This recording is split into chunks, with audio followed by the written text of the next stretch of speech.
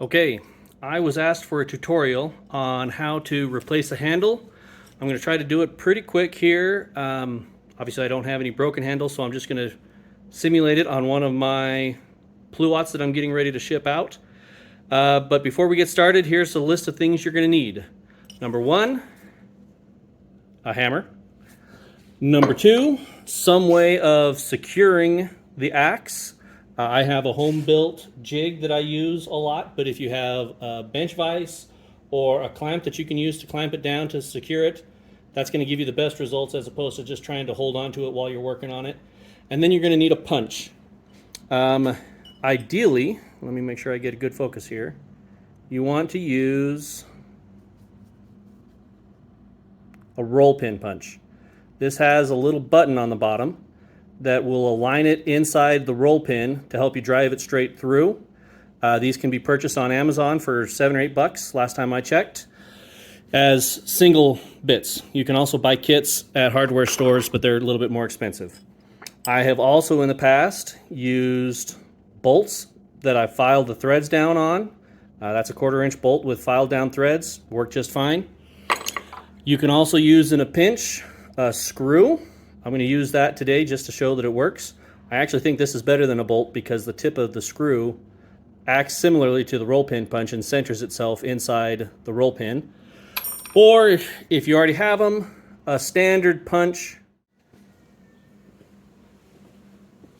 So to start, get your punch, in this case my little screw. I'm going to rest it inside the interior hole of the pin and hammer it until the pin falls out the other side. After that, the screw comes out. You now have an unsecured head. Theoretically it's unsecured. I've still thrown axes plenty of times without a pin in it and they hang on just fine, but for the sake of safety.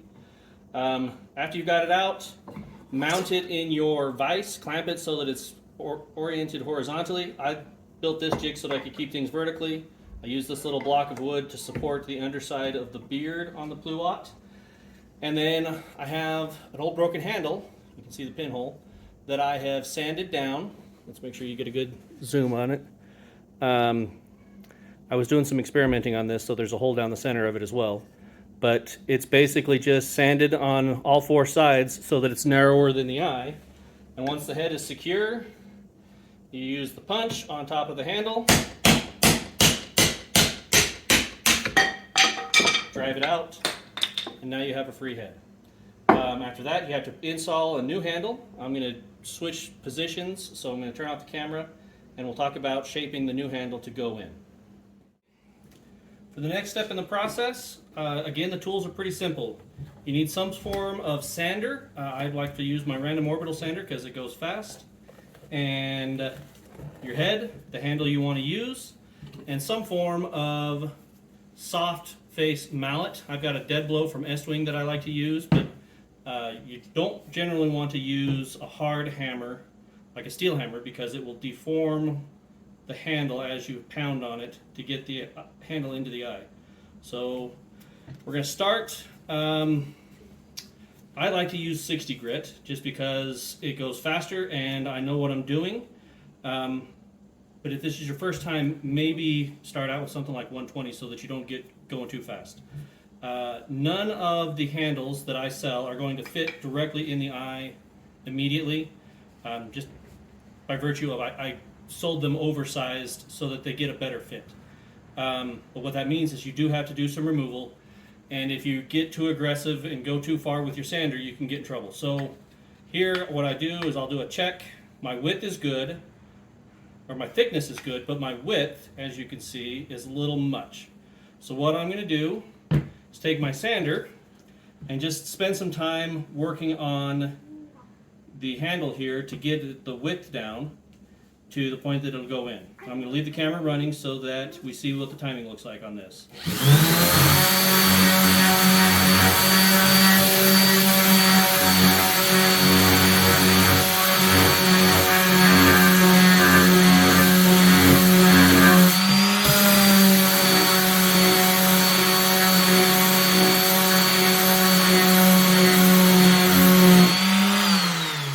Okay, I just did less than 10 seconds on either edge to take off the material, and now I do a fit check. Okay, my width now looks good, my thickness is good, but the curvature of the corners is off. So now I've got to fix that.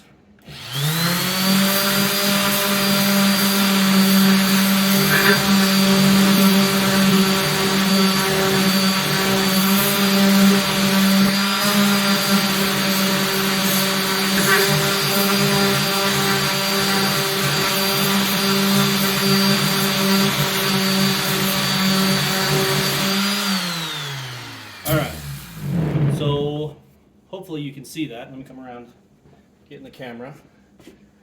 If you look at the end here, I've softened the radius of the corners quite a bit compared to the non-sanded end and affected the thickness, or the width, sorry. So ideally it would just slide in, but that's not ever going to happen. I can see now when I do this, I like to start to press the handle in and then use the light at the other side to tell me what I need to fix. And in this instance, oh, that was the other tip I was going to teach you. I like to take my handle and just draw a little mark on the top, on one end or the other, that always indicates which direction I will use as the forward edge of the handle, so that I press it in the same way every time. So in this instance, I've got tight corners on both of these radiuses. So I'm going to pop it out.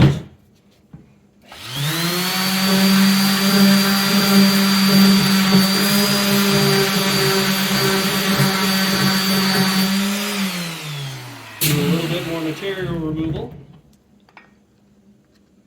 Press it in. That's actually looking pretty darn good. Maybe one little skiff here along the front.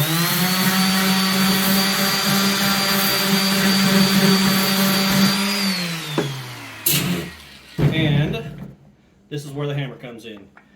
Typically, I only get it in about a ½ an inch to a ¼ of an inch because of friction, but it's still, there's enough material removed that you can get it in there. So that's why you hammer, take your mallet, hold the axe upside down with the head at the bottom, so that as you pound, the inertia of the head keeps it stationary while the handle drives into it. Hold it loosely in your offhand.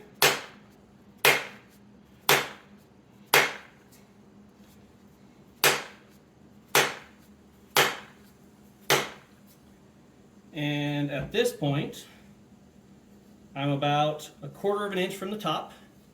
I can keep wailing on it with my soft touch hammer. I'll give it a few more blows.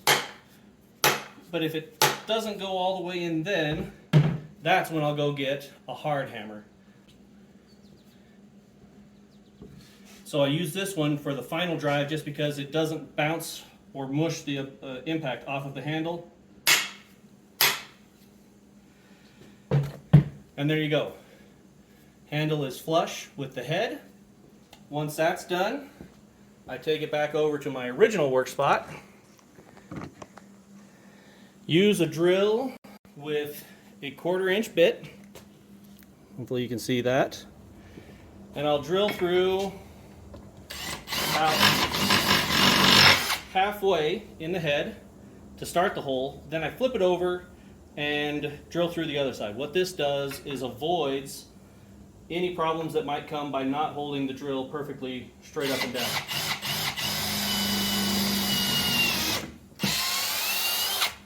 Pull it out, put your pin back in place.